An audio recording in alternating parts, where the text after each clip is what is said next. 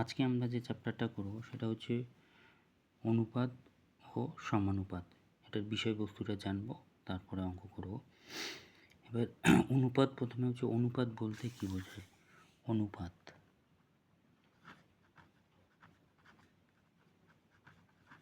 অনুপাত অনুপাত হচ্ছে দুটি সমজাতীয় রাশির তুলনা করাকে বলা হচ্ছে অনুপাত। যেমন একটি স্কুলে ক্লাস 9-এর ছাত্র সংখ্যা হচ্ছে 60% ছাত্র সংখ্যা এবং ছাত্রীর সংখ্যা হচ্ছে 40%। তাহলে ক্লাস 9-এর ছাত্র আর ছাত্রীর অনুপাত কত? ছাত্র সংখ্যা ইস্টু ছাত্রী সংখ্যা অনুপাত হচ্ছে 60%:40%। দুটো সমজাতীয় রাশির তুলনাকেই বলা হচ্ছে অনুপাত, দুটি সমজাতীয় রাশির তুলনা। এবার তুলনা এখানে 2-এরও বেশি ততোধিকও হতে পারে, কিন্তু কমপক্ষে দুটি রাশির তুলনার তুলনাকেই বলা হয় অনুপাত। তাহলে এখানে হয়ে গেল সমজাতীয় রাশি হলে এককটা কেটে যাবে, এটা মানে 60%/40%। সমজাতীয় রাশি হলে পার্সেন্টেজ এককটা কেটে যাবে, এইগুলা কাটাকাটি করে কত 3/2। তার মানে অনুপাতটাকে আমি বলবো 3/2। তাহলে 3:2 অনুপাতটাকে আমি কত বলবো? 3:2। তাহলে প্রথম যে পদটা এইটাকে বলা হচ্ছে পূর্বপদ, এই পদটাকে বলা হচ্ছে পূর্বপদ। আর পরের যে পদটা এই পদটাকে বলা হচ্ছে উত্তরপদ, এই পদটাকে বলা হচ্ছে উত্তরপদ। তাহলে অনুপাত যদি দুটি সমজাতীয় রাশি নিয়ে তুলনা করা হয়, তাহলে তখন নামকরণটা হবে, প্রথমটাকে বলা হচ্ছে পূর্বপদ, পরেরটাকে বলা হচ্ছে উত্তরপদ। এবার দুটা সমজাতীয় রাশি তুলনা করার ক্ষেত্রে অনুপাতটি কি গুরু অনুপাত কখনো বলবো? গুরু অনুপাত তখন বলবো যখন এই পদটা পূর্বপদটা বড় হবে উত্তর পদের থেকে।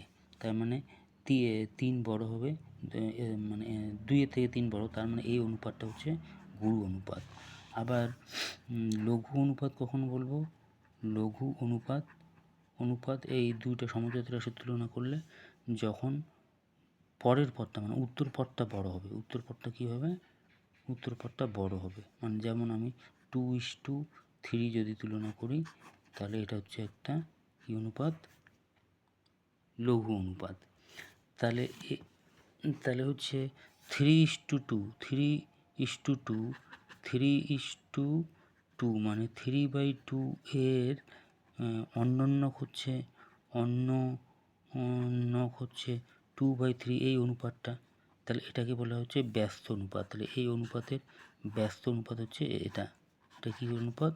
ব্যস্ত অনুপাত। এটা হচ্ছে ব্যস্ত অনুপাত, এটাকে বলা হচ্ছে ব্যস্ত অনুপাত।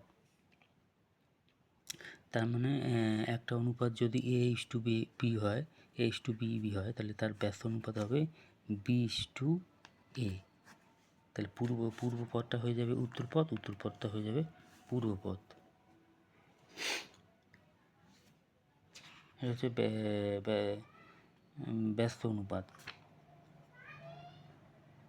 বা বিপরীত অনুপাতও বলা হয় এটাকে। মিশ্র অনুপাত কোনটাকে বলা হচ্ছে, বা যৌগিক অনুপাত? যখন একাধিক অনুপাত যেমন মিশ্র অনুপাত হচ্ছে একাধিক অনুপাত A:B, C:D, E:F, একাধিক অনুপাত যখন আমি একসাথে নিয়ে একটা অনুপাত তৈরি করব, তখন সেটা বলবো মিশ্র অনুপাত। সেক্ষেত্রে পূর্বপদগুলি গুণ হবে, উত্তরপদগুলির সাথে উত্তরপদগুলির গুণ হবে, পূর্বপদগুলির সাথে পূর্বপদগুলি। তাহলে ACE:BDF। তাহলে এখানে দুটি করে পদের মিশ্র অনুপাত নিচ্ছে, তাহলে আমি 3টা করে পদেরও মিশ্র অনুপাত নিতে পারি, CEFG। তাহলে তখন কী হচ্ছে? AE:BF:CG। এটা হচ্ছে মিশ্র অনুপাত, এটাকে বলা হচ্ছে মিশ্র অনুপাত বা যৌগিক অনুপাত।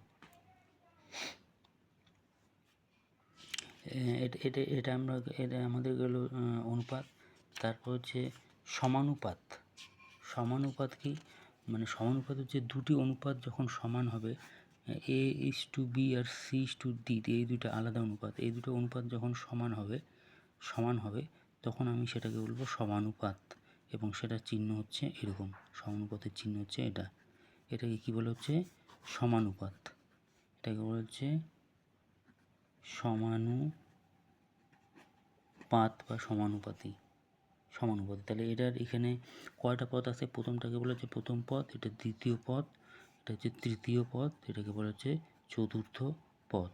এটা হচ্ছে প্রথম পদ, এটা হচ্ছে দ্বিতীয় পদ, এটা তৃতীয় পদ, এটা হচ্ছে যে চতুর্থ পদ। এবার এটা হচ্ছে সমানুপাতের উদাহরণ গেল।